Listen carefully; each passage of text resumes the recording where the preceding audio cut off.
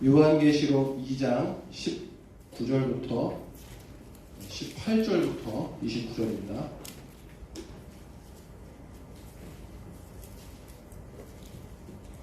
요한계시록 2장 18절부터 29절까지 말씀입니다.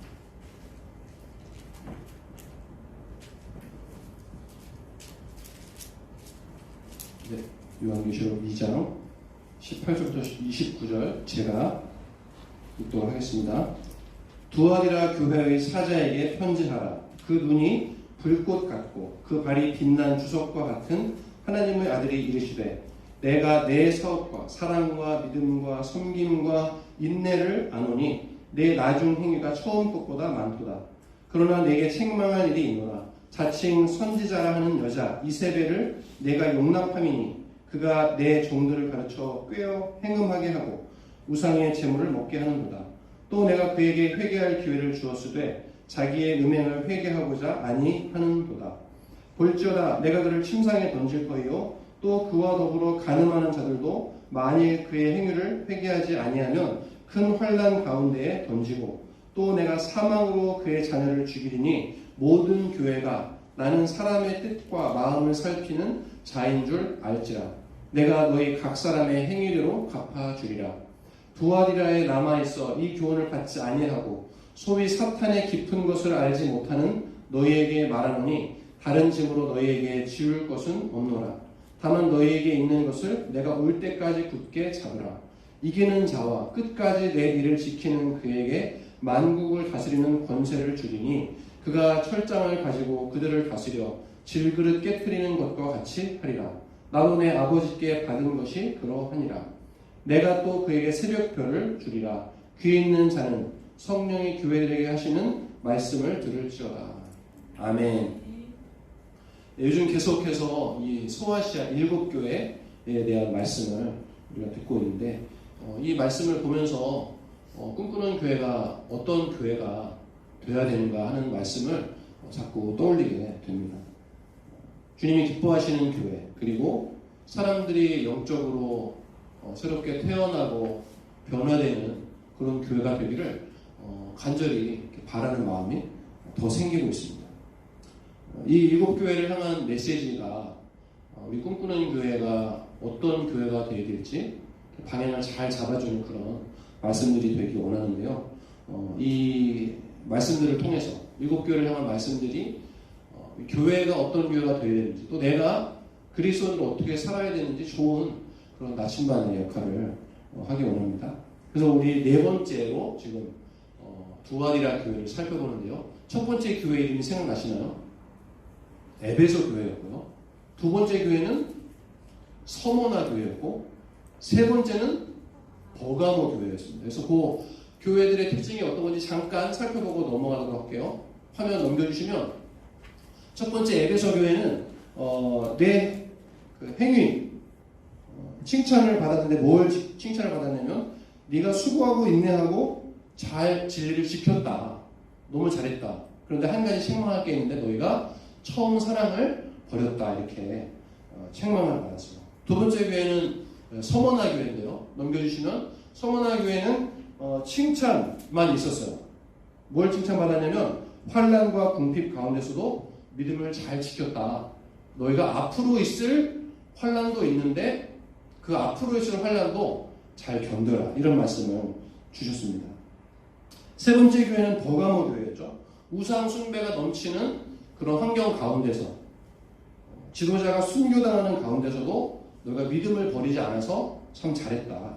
그런데 발람의 교훈처럼 우상의 재물을 먹고 음행하는 그런 모습은 안타깝구나 라고 하면서 책망을 받았어요. 그러니까 버가모 교회 지난주에 살펴봤는데 큰일, 믿음을 지키는 큰 일에는 성공했는데 작은 일에 실패해서 책망을 받았던 그런 교회였어요. 오늘 이제 네 번째 교회에 두아디라 교회가 어떤 교회였는지 또 하나님께서 예수 그리스도를 통해서 어떤 말씀을 그 두아디라 교회에 주는지 이렇게 들어봐야 할 것 같습니다. 자, 두아디라가 어떤 도시였는지를 또 알아야 저희가 이 교회를 향한 메시지를 더 잘 이해할 수 있음을 그리고 지난 3번을 통해서 알으셨을 텐데 이 두아디라 교회의 특징을 먼저 살펴보면 두아디라 도시의 특징을 먼저 살펴보면 두아디라는 공업 도시였어요. 산업 도시. 특히 발달한 게 염색과 옷감에 관련된 산업이 발달했고요. 또 구리 숙련하는 그러니까 구리를 만들어내는 그런 구리를 생산해내는 그런 공장들이 많았습니다. 그러니까 그 당시에도 어떤 도시 하면 딱 떠오르는 이미지가 있었는데 두아디라는 공업도시 딱 떠오르는 도시였어요. 지금도 지금은 아니지만 옛날에 미국의 디트로이트 하면은 자동차 이렇게 떠오르는 것처럼 그 당시에도 두아디라 하면 거기 옷감 만드는 도시 그리고 구리를 이렇게 재련하는 도시구나라고 사람들이 딱 떠올리는 그런 도시였어요. 옷감뿐만 아니라 실, 가죽 제품, 또 각종 그릇을 만드는 그런 도시였습니다. 이 두아디라라는 이 도시는 사도행전에 한번 등장하는데 언제 등장하냐면 여러분이 들어보셨을 만한 루디아라는 여자가 있습니다. 루디아. 사도행전에서 그 바울을 물질로 많이 도와줬던 이 루디아가 뭐라고 하냐면 자주 장사다 이렇게 말해요. 그 뭐냐면 자주색으로 된 옷감을 파는 여자였는데 이 여자가 두아디라 출신이다 이렇게 사도행전 16장에 기록하고 있습니다. 그러니까 그만큼 옷감에 관련된 일을 한다 그러면 두아디라에서 하는 거예요. 그 도시는 특별히 섬기는 로마 신화의 신이 있었는데 누구를 섬겼냐면 아폴로라는 그 신을 섬겼습니다. 아폴로는 그 그리스 로마 신화에 있는 누구 아들이냐? 제우스의 아들이에요. 제우스의 아들인 아폴로가 그 두아디라 도시의 수호신이었어요. 그래서 아폴로가 우리 두아디라 이 도시를 지켜줘서 우리 두아디라는 참 먹고 살기 편하다. 이렇게 돈 벌기도 쉽고 여러 가지 산업이 잘 된다.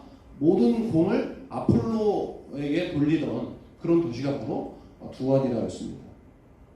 대신에 두아디라에서는 황제를 숭배했다는 기록은 없다고 해요. 황제를 숭배하진 않았던 것 같다. 주로 그 그리스 로마 신화, 특별히 아폴로에 딱 올인한 거야. 우리는 아폴로, 오직 아폴로다.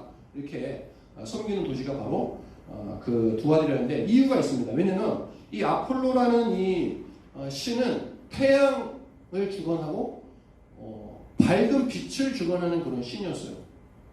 밝은 빛과 태양을 주관하는 신으로서 이 두아디라에서 가죽 공예 그리고 옷감 그 다음에 구리 그 다음에 각종 그릇을 만들려면 뭐가 필요하겠습니까, 여러분? 불을 계속 떼야 돼요. 가죽업도 불을 떼서 해야 되고 그릇도 자기 그릇을 하려면 불을 떼야 되고 구리도 불을 떼서 태워야 되고 자주 염색할 때도 뜨거운 불이 있어야 되고 다 불에 관련된 그런 산업들이었어요. 그러다 보니까 밝은 빛과 태양을 주관하는 이 아폴로 신을 섬겨야만 그들이 하고 있는 모든 산업이 잘 되는 그런 도시였습니다. 그래서 아폴로에게 이렇게 올인을 하면서 섬겼던 것 같아요. 이런 도시적 배경을 봤을 때 예수님이 본인을 소개할 때 18절에서 어떻게 소개하는지 한번 보세요. 18절에 보면 두아디라 교회의 사자에게 편지하노라. 그래서 사자는 저번에 지도자급이다라고 말씀드렸죠. 두아디라 교회의 이제 목사에게 편지하라. 그 눈이 불꽃 같고 그 발이 빛난 주석과 같은 하나님의 아들이 이르되 이 불꽃 같다. 빛난 주석 같다. 하나님의 아들이다. 이 표현이 그 두아디라 도시에 다 관련이 있는 거예요. 아까 말씀드린 것처럼 두아디라는 불이 없으면 그 공업을 할 수 없는 도시였어요. 근데 주님의 눈이 불꽃 같대요. 또 발은 빛난 주석 같대요. 주석은 뭐냐면 영어 성경에 보면 브론즈로 되어 있어요. 아까 제가 두아디라는 그 구리를 생산하는 도시라고 말씀드렸죠. 그런데 예수님이 빛난 동과 같은 그런 발이 가지고 계신다. 또 누구를 두아디라에서 누구를 섬긴다고 그랬죠? 제우스의 아들 아폴로를 섬기는데 여기 보면 예수님께서 하나님의 아들이 이르시되, 그러니까 지금 두아디라 사람들이 자신들의 삶에 있어서 이것 없으면 난 정말 살 수 없어라고 하는 그 모든 배경들을 예수님이 사실은 다 내가 갖고 있어. 너네 불었으면 못 살 것 같지? 내가 불 것 같은 눈을 갖고 있어. 너네 브론즈 동 만드는 사업으로 돈을 벌고 있지? 내 발이 동이야. 너네 아폴로신 제우스의 아들 아폴로의 신을 섬기면서 니네 삶이 아폴로 때문에 잘 살 수 있다고 믿고 있지? 내가 하나님의 아들이야 사실은. 이라고 하면서 너네 어떤 인생을 살 거냐? 두아디라 교회 사람들아, 니네 주변에는 다 불로 구리로 아폴로 신을 섬기는 그런 땅에서 살고 있는 너희가 나만 섬길 수 있겠냐, 나만 바라볼 수 있겠냐라고 예수님 말씀하시면서 눈이 불꽃 같고 발이 빛나는 주석 같고 하나님의 아들이 말씀하신다라고 표현하고 있는 거예요. 사실은 지난주에 버가모 교회도 그와 비슷했어요. 버가모 교회 12절에 보면 2장 12절 어떤 말씀이 나오냐면 좌우에 날선 검을 가지신 예수님이 이르셨다라고 하는데 왜 굳이 검 얘기를 꺼냈냐면 버가모 그 도시의 상징이 칼이었어요. 칼. 권력은 칼에서 나온다라고 믿어서 지금도 지금 뭐 다 제가 다 듣고 공부한 얘기지만 뭐라고 그러냐면 지금도 터키에 가서 성지 순례할 때 버가마라는 그 도시에는 지금도 도시의 상징으로 조그만 칼을 판대요. 그러니까 그 정도로 버가모는 칼의 도시였어요. 근데 예수님이 좌우에 날선 검을 가진 예수님이 말씀하신다 이렇게 말하고 있는 거예요. 그러니까 이 도시를 향한 말씀들이 그냥 나오는 말씀들이 아니라 다 예수님이 그 도시의 상황을 알고 형편을 알고 내가 사실은 이런 사람이다, 내가 이런 신이다라고 예수님이 표현하고 있는 것입니다. 자, 그렇다면 저와 여러분이 인생을 살아갈 때 우리 주변의 사람들이 복되다고 정말 내가 추구하는 삶은 이런 삶이라고 사람들이 정말 좋은 것은 이것이라고 말할 때 우리는 그게 다 아니고 예수님이다, 나는 다른 것이 다 없어도 예수님 하나면 만족한다 라는 고백을 정말 할 수 있느냐, 이것이 우리에게 이 예수님이 자신을 소개할 때 두아디라 교회에 내가 사실은 불꽃이고 내가 사실은 동이고 내가 사실은 진짜 신이라고 말씀하시는 이 말씀에 우리도 동의하고 예수님을 따라갈 수 있느냐라는 것이 저와 여러분들에게 주어지는 숙제 같은 그런 말씀이신 거죠. 다른 것이 다 있어도 예수님이 없으면 아무것도 아니다 라는 그 깊은 고백이 저와 여러분의 삶에 있어야 되는 줄로 믿습니다. 다른 것을 다 포기해도 예수님은 포기할 수 없다는 이 확신, 이것이 그리스도인들에게 가장 중요한 그런 믿음 절대 아니겠습니까? 이 사실을 아는 사람은 진짜 믿음이 있는 거예요. 절대로 주님과 나를 떨어뜨릴 수 없는 그 믿음이 여기서 나오는 거예요. 나는 다른 것이 다 없어도 예수님이 없다면 내 인생은 아무것도 아니다 라는 그 확신으로 살 때에만 사실 우리는 믿음을 지켜낼 수 있습니다. 저 여러분이 예수님을 가장 우리 인생에서 중요하게 여기고 예수님이 진정한 우리 삶의 소망이라는 것을 날마다 경험하시기 바랍니다.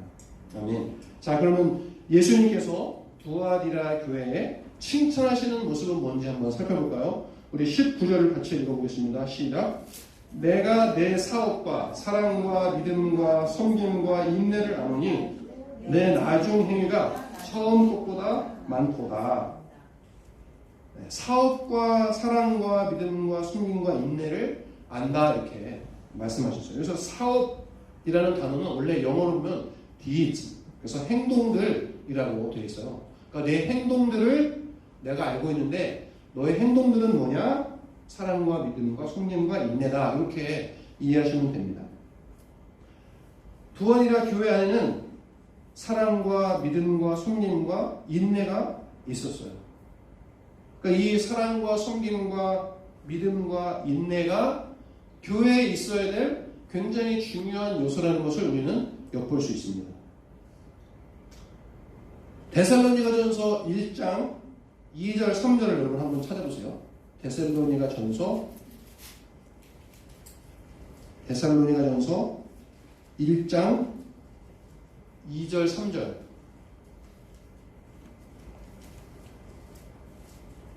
데살로니가전서 1장 2절 3절을 한번 보시면 거기에 이런 말씀이 있죠.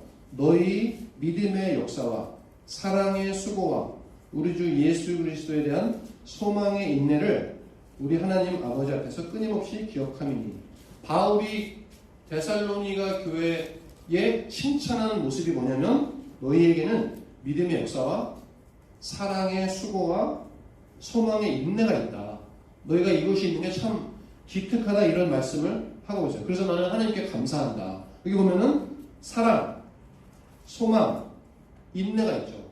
그러면서 오늘 이 요한계시록 말씀에는 믿음이 하나 더해지는 거예요. 그러니까 그리스도인들에게 나타나야 될, 교회가 가져야 될 특징이 뭐냐? 사랑, 믿음, 소망, 인내, 섬김. 이 네 가지가 교회에 나타나야 될 그런 모습이라는 거죠.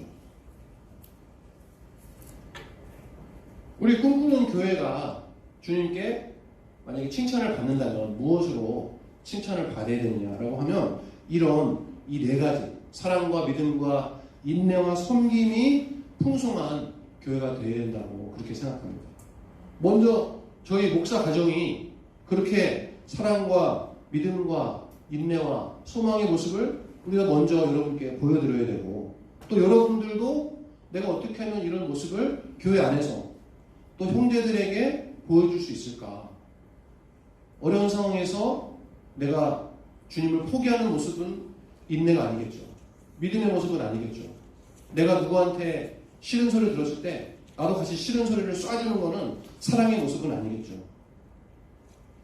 내가 섬김받으려고 높은 자리에 있고 다른 사람은 그래 너는 저기 나랑은 급이 다르니까 너는 저기 있어라고 하면서 하는 것은 섬김의 모습은 아니겠죠. 제가 이렇게 이제 저는 우리 교회분들 많지 않으니까 한 분 한 분 이렇게 다 떠오른단 말이죠. 이제 그러면 우리 교회분들에게 사랑과 섬김과 믿음과 인내의 모습이 있는가라고 생각했을 때 너무 감사하게 그런 모습이 다 있는 거예요. 여러분들이 그렇게 하고 계시더라고요. 일단 우리 이렇게 교회가 참 대단한 교회 같아요. 왜냐면 멀리서 오는 분들이 너무 많아. 저기 느로셀에서 또 저기 맨하탄에서 또 저기 어디니 저기 남쪽 저기 뉴저지 저기 남쪽에서 또 플러싱에서 가까이 오시는 분이 없어요. 또 오늘 세 번째로 오시는 분들 저 멀리 어디 크림리지 멀리서 이렇게 지금 멀리서 이렇게 베스킨라빈스인가 거기서 이렇게 멀리서 오는 분들이 많은 걸 보니까 교회는 이렇게 조그맣게 구멍가게 같은데 보통 교회가 아닌 것 같아요. 여러분들이 그 섬기는 모습, 이렇게 멀리서 이렇게 교회를 섬기기 위해서 오시는 게 너무 감사하다. 주님이 정말 칭찬을 해도 몇 번 칭찬하실 것 같아요. 오늘 또 이렇게 미셸 자매님이 맛있는 또 친교를 준비해 주셨어요. 이렇게 부탁도 안 드렸는데 스스로 알아서 하시겠다고 친교를 준비해 오시고, 진짜 우리 손균 형제 이렇게 제가 이렇게 설교도 찍어서 알아서 또 이렇게 하고, 또 여러분 모르겠지만 홈페이지에 이거를 다 지금 올리고 있어요. 주보랑 설교랑 이런 거를 다 올려주고 있어요. 지금 이렇게 영상 팀으로. 그러니까 다 지금 섬기고, 우리 용훈 형제는 또 교회 물품이 이렇게 어디 참 빠진 게 없나 늘 돌아보면서 노심초사하면서 잘 채워놓으려고 이렇게 하고 있단 말이죠. 다 여러분들이 다 섬기고 있더라고요. 이렇게. 너무 감사해요. 또 우리 찬양팀, 우리 세호 얼마나 여러분 멋지게 잘 키웁니까? 이렇게 세호 또 찬양팀 하여간 안 하는 사람이 없어요. 우리 여러분이 지금 화면 넘어가는 게 우리 아들 대단한 아들 면호가 지금 넘기고 있는 거 아시고 계신가요? 화면을 제때 넘기는 게 얼마나 중요한지 몰라요. 딱딱딱 찬양에 집중하게 다 안 하고 있는 분들도 다 섬기고 있고 여러분 칭찬받으시면 합니다. 감사합니다. 여러분. 그래서 오늘 그 뒤에 보면은 이렇게 말씀하고 있어요. 자, 다시 요한계시록에 가면 2장에 2장에 보면 어떻게 말씀하고 있냐면 19절에 다시 보면 내 사업과 아까 사업은 행동이었죠. 이 행동들이 뭐냐면 사랑과 믿음과 섬김과 인내를 아는데 내 나중 행위가 처음 것보다 많도다. 이 말은 뭐냐면 처음에 잘 사랑과 인내와 믿음으로 잘 있다가 나중에 가서는 시들시들하는 경우가 많거든요. 그런데 여기 보면 나중 행위가 처음보다 더 많다 이렇게 말하고 있어요. 여러분들이 지금도 잘 섬기고 계시고 다 여러분이 교회 안에서 사랑과 섬김과 인내로 다 수고하고 계신데 앞으로 더 많이 하셔야 된다. 이거를 말해주고 있는 겁니다. 아멘? 아멘 소리가 안 나오네요. 네. 더 많이 섬기실 줄로 믿습니다. 더 많이 사랑하고 더 믿음으로 나가실 줄로 믿어요. 그래서 이런 여러분이 주님을 향한 교회를 향한 사랑과 믿음과 섬김과 인내의 모습이 지금도 있어서 감사하지만 앞으로도 더 주님 사랑하는 마음으로 섬기시고 사랑하시고 믿음을 가지시고 인내하시기 원합니다. 그런데 여기서 끝나면 좋은데 바로 칭찬은 한 줄이고 책망이 10줄이에요. 19절 한 절로 칭찬은 끝났어. 20절부터 그러나 내게 책망할 일이 있다. 그러니까 우리가 지금 다 칭찬받았지만 주님께 책망받을 일도 있다라는 것을 생각해 보세요. 뭘 책망받았냐? 20절을 읽어보겠습니다. 20절입니다. 시작. 그러나 내게 책망할 일이 있노라. 자칭 선지자라는 여자 이세벨을 내가 용납하느니 그가 내 종들을 가르쳐 꾀어 행음하게 하고 또 우상의 제물을 먹게 하는구나. 자, 자칭 선지자라는 여자 이세벨을 용납했다 이렇게 말합니다. 자, 자칭 선지자. 지금 이것은 교회를 향한 말씀이에요. 교회 안에 두아니라 교회 안에 자칭 선지자라는 어떤 선지자가 있었다는 거예요. 그러니까 자칭 선지자는 다른 사람은 인정하지 않고 주님도 세워준 적이 없는데 자기가 선지자 행세를 했다는 얘기죠. 근데 이세벨이 있었다는 건데 진짜 그 사람 이름이 이세벨이 아니고 구약의 이세벨이라는 여자를 떠올리게 하는 거죠. 구약의 열왕기 상에 오면 이세벨이라는 여자가 나옵니다. 이세벨이 누구냐면 아합, 이스라엘의 왕인 아합의 왕비였어요. 근데 이 아합의 왕비인 이세벨 때문에 이스라엘에는 바알 신을 숭배하는 그 이방신을 섬기는 그 일이 시작되었어요. 그리고 여러분이 들어봤을 만한 엘리야라는 하나님의 선지자를 저놈 죽여야 되라고 했던 여자가 바로 이세벨입니다. 이세벨은 아합 왕의 아내로서 그 모든 권력을 자기가 쥐고 흔드는, 아합은 약간 호수아비처럼 있고 자기가 왕비로서 이스라엘 나라를 막 주물럭대는 여자가 이세벨이었어요. 그러면서 뭐 잘했으면 모르겠는데 우상 숭배로 이스라엘 전체를 타락하게 만든 여자가 바로 이세벨이었습니다. 그런 여자 같은 자칭 선지자가 두아리라 교회에 있었다는 거예요. 그러면 이 이세벨이라는 여자가 뭘 그렇게 잘못했냐? 20절에 보니까 내 종들을 가르쳐 꾀어 행음하게 하고 우상의 제물을 먹게 했다 이렇게 말합니다. 그러니까 이 이세벨이라는 자칭 선지자가 어떤 역할을 했냐면 하나님께 대한 시선을 돌려서 그 당시 두아디라 교회의 그 주변 환경인 두아디라 도시의 그 도시가 쫓고 있던 모든 생각과 행동을 따라가게 했다는 걸로 이해하시면 돼요. 우상의 제물을 먹게 했다는 것은 그 당시에 저번 주에도 말씀드렸지만 그 당시에 모든 고기들은 우상에게 드린 제물이었다가 시장에 나오는 것밖에 고기가 없었어요. 그러니까 이 자칭 선지자인 이세벨은 아마 추측하기로 이랬을 거예요. 야, 내 말 잘 들어. 우리가 지금 살고 있는 세상은 참 어려운 세상이야. 두아디라에서 살아남으려면 이 두아디라 도시의 이런 환경과 특징에 잘 우리도 적응해야 돼. 그러니까 내 말을 들어. 목사 말 듣지 말고 내 말 들어. 뭐냐면 고기를 먹자 우리. 고기 좀 먹고 싶다. 나도 좀 배 좀 부르고 싶다. 같이 먹자 우리. 응? 괜찮아. 세상에 좀 맞춰가야 돼. 너무 이렇게 이렇게 막 진리를 사수겠다 이러면 안 되고 세상과 좀 타협하면서 이렇게 살아야 진짜 잘 사는 거야. 그러니까 고기 좀 먹자 라고 했을 거예요 아마. 그러면서 우상의 제물을 먹게 했어요. 그런데 안타까운 것은 우상의 제물을 먹으면서 사람들은 점점 괜찮네, 내가 이렇게 해봤더니 아무 일도 없네, 세상과 타협하는 거 괜찮네 라고 하면서 점점점 더 우상 숭배를 따라할 수밖에 없었다는 거죠. 그러면서 그 당시에 모든 우상 숭배는 다 성적인 그런 부도덕함이랑 관련이 있었어요.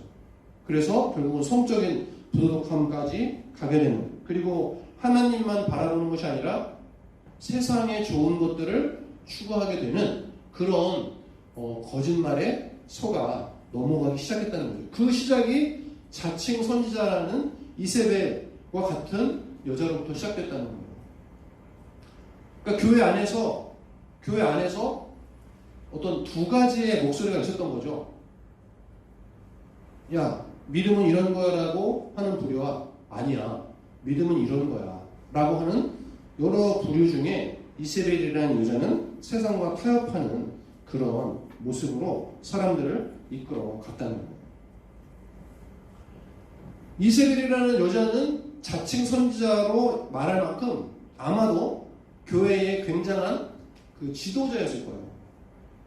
두아디라 교회를 처음 세웠을 때 같이 했을 수도 있고, 아니면 상당히 어떤 권위나 파워가 있는 그런 사람이었을 수도 있어요. 그래서 어떤 책에서는 뭐라고 말하냐면 이 두아디라 교회의 목사의 아내였을 거다라고 추측할 정도로 그런 것 같지는 않지만 그 정도로 교회 안에 어떤 지도자급의 그런 여인이었을 거다라고 사람들이 추측을 해요. 왜냐면 여자라는 표현도 그렇고 이 자칭 선지자라고 하려면 뭔가 그 여자가 교회 안에서 차지하는 지위가 있어야 되는데 그런 사람이었을 거다라고 말합니다. 그래서 제가 이걸 준비하면서 이제 어떤 목사님께서 이 설교를 하시는 걸 보니까 뭐라고 그러시냐면, 교회 안에 교회를 이렇게 분란을 시키는 사람들은 초신자가 아니다. 교회를 어렵게 만들고 힘들게 만들고 갈라지게 하는 거는 지도자급이다 이렇게 말하는 거예요. 그러니까 결국 장로님, 목사님, 권사님 이런 분들이 교회를 더 어렵게 하지, 지금 막 예수님 믿은 사람은 교회를 어렵게 할 수가 없어요. 무슨 교회 안에서 목소리를 낼 수도 없고, 또 교회 지금 왔기 때문에 사람들이 그 사람 얘기를 듣지도 않고, 그러니까 교회를 어렵게 만드는 사람들은 오히려 그 교회에 오래 있던 사람들이다라고 그렇게 말씀하시는데, 이제 말이 되더라고요. 저는 이제 목회를 2년 반밖에 안 해봤지만 잘 몰라요. 네. 그래서 그런 걸 보니까 결국 제가 지금 어저께 제가 생각을 해봤는데 예수님 믿은 지 제일 오래된 사람이 저더라고요. 꿈꾸는 교회에서 예수님 믿은 지 제일 오래된 사람이 저예요. 그러니까 내가 제일 조심해야 되는 사람이고, 그 다음부터 여러분 믿음이 높을수록 내가 혹시 교회에 문제거리가 되지 않는가라고 우리 스스로 먼저 생각하지 않는다면 내가 어느새 이세벨과 같은 역할을 하고 있을지도 모른다는 거죠. 그래서 내가 혹시 다른 사람을 잘못된 길로 인도하고 있지 않는가, 이렇게 돌아보는 마음이 필요하다고 봅니다. 두아디라 교회의 이 자칭 선지자가 교회를 나쁜 방향으로 이끌어왔던 것을 보면은 결국 진리에서 떠나게 한 거였어요. 진리를 버리게 한 거였어요.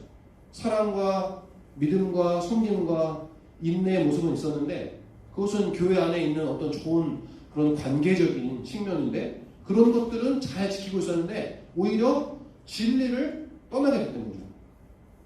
반대였던 교회가 떠오르더라고요. 반대였던 교회. 에베소 교회는 뭐라고 말했냐면, 너희가 진리는 잘 지켰다. 그런데 처음 사랑을 버렸다라고 책망을 받았어요. 두아디라 교회는 반대야. 사랑과 책망은, 사랑과 섬김은 멈췄어요. 처음 것보다 낮은 게 더 많았어. 에베소 교회는 처음 사랑을 버렸다고 말했는데 두안이라 교회는 처음 사랑보다 더 많아졌어요. 그러니까 교회 안에 사람들끼리는 너무 잘 지낸 거야. 섬김과 사랑과 인내와 믿음으로 사람들끼리는 아주 친하고 너무 교제도 잘 되고 너무 좋아. 그런데 정말 교회가 가져야 될 믿음의 모습은 떠났던 거예요. 에베소 교회와 정반대였죠. 에베소 교회는 진리, 이것만 우리는 이게 지켜야 돼 하면서 진리를 지키다 보니까 관계는 필요 없게 됐어. 너는 떨어져 나가도 돼. 넌 진리 없잖아. 넌 우리 편이 아니야. 자꾸 구분하고 하면서 사랑이 버렸는데 이 두안이라 교회는 반대인 거예요. 괜찮아. 다 좋아. 하다가 진리를 잃어버린 교회가 된 것이죠. 그러니까 두안이라 교회의 모습을 통해서 또 깨닫는 것은 교회는 사랑과 믿음과 섬김과 인내도 있지만 진리도 함께 붙잡아야 되는 거구나. 그러니까 그 밸런스를 잘 맞춰야 교회가 교회답게 설 수 있다는 것을 다시 한번 생각하게 됩니다. 우리 꿈꾸는 교회는 진리도 지키면서 사랑과 섬김, 믿음과 인내도 넘치는 그런 교회가 되기를 간절히 소원합니다. 에베소 교회와 두아디라 교회의 반대되는 모습을 지금 봤어요. 근데 지난주에 봤던 버가모 교회와는 비슷한 면이 또 있어요. 자, 버가모 교회와 어떻게 비슷하냐? 무엇이 비슷한 것 같습니까, 여러분? 책망 받은 게 비슷했어요. 14절에 보니까 요한계시록 2장 14절에 책망을 어떻게 받았냐면 버가모 교회가 내게 발람의 교훈을 지키는 자들이 있도다. 여기서도 발람의 교훈을 지켰다고 말하죠. 두아디라 교회는 이세벨을 용납했다 이렇게 말하고요. 그 다음에 14절에 발람의 교훈을 지킨 사람들이 어떻게 했냐면 우상의 제물을 먹게 했고 행음하게 하였다 이렇게 말해요. 두아디라 교회도 똑같아요. 행음하게 하고 우상의 제물을 먹게 했다. 그러니까 두아디라 교회와 버가모 교회가 받은 책망이 똑같아요. 여기서 우리는 우상의 제물을 먹는 행위가 과연 뭐냐? 그 베이스, 동기와 그 밑바닥에는 뭐가 있냐?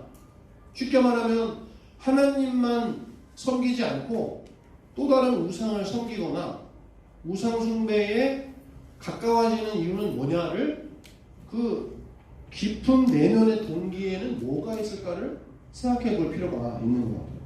버가모 교회나 두안이라 교회나 왜 도대체 우상의 제물을 먹고 우상 숭배에 빠져들었을까? 왜 그 유혹에 넘어갔을까? 그걸 생각한다면 저와 여러분이 어떻게 믿음으로 살아야 될지 답이 나옵니다.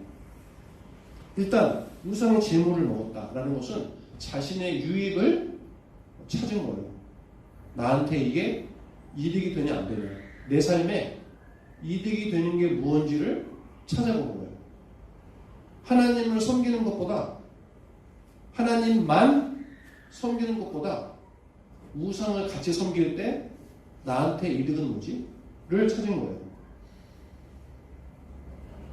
우상 숭배의 중심에는 뭐가 있냐면 유익과 보상, 나에게 다가오는 유익과 보상이 있기 때문에 우상을 숭배하는 거예요. 나를 헌신하면서 우상을 숭배하고 내 시간, 내 물질을 다 바치면서 우상을 숭배하고 나는 하나도 받지 않아도 돼. 다 우상에게 바칠 거라고 하는 우상 숭배는 없어요. 이스라엘 백성들이 왜 우상을 숭배했냐? 이스라엘 백성들이 구약에서 우상 숭배를 많이 해서 결국 하나님께 벌을 받았는데 왜 우상 숭배했냐면 비가 많이 와서 곡식을 잘 자라게 해서 농사도 잘 되고 소도 잘 키우고 싶다는 마음에 우상을 숭배한 거예요. 지난번에도 말씀드렸지만 무슨 종교심에 불타서 하나님 한 분만 섬기기에 너무 내 종교심은 너무 뜨거워요. 다른 우상도 섬기겠습니다 하는 게 아니에요. 오직 하나님만 섬기는 그것으로는 모자라서 나는 또 다른 우상도 섬겨야 돼가 아니라 나한테 어떤 유익이 있을까를 보다가 결국은 우상을 섬기게 되는 거예요. 그래서 우상 숭배에는 한 번도 이스라엘 백성들이 하나님을 다 버리고 우상을 섬긴 적이 없습니다. 하나님을 완전히 버려버리고 우상만 섬긴 적은 한 번도 없어요. 하나님도 섬기면서 우상도 섬기는 거예요.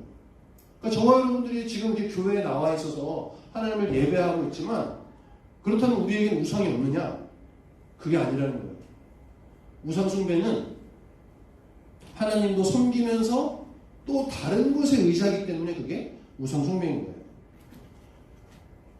여러분, 결혼한 부부가 서로에게 충성을 맹세하고 결혼을 합니다. 그러니까 부부 관계는 서로가 내가 너만 사랑해라는 그런 고백이죠. 근데 제가 제 아내를 95% 사랑해요. 5%는 딴 여자를 사랑해요. 됩니까? 안 됩니까? 쫓겨납니다. 네. 여보, 난 당신을 95% 사랑해. 내 인생의 95%를 나는 자기에게 줄 거야. 딴 여자는 5%만 난 사랑할 거야. 굿딜이지, 여보. 나 괜찮은 남자지? 남편으로서 괜찮지? 할 수가 없어요. 하나님과도 마찬가지예요. 하나님 제가 95%는 주님께 충성하고 5%는 또 제가 유익한 것을 찾아서 가겠습니다. 라는 게 안 돼요. 그러니까 하나님이 우리와 하나님과의 관계를 자꾸 부부로 표현하세요. 신랑 신부로. 예수님이 신랑 되시고 우리는 신부 됐다.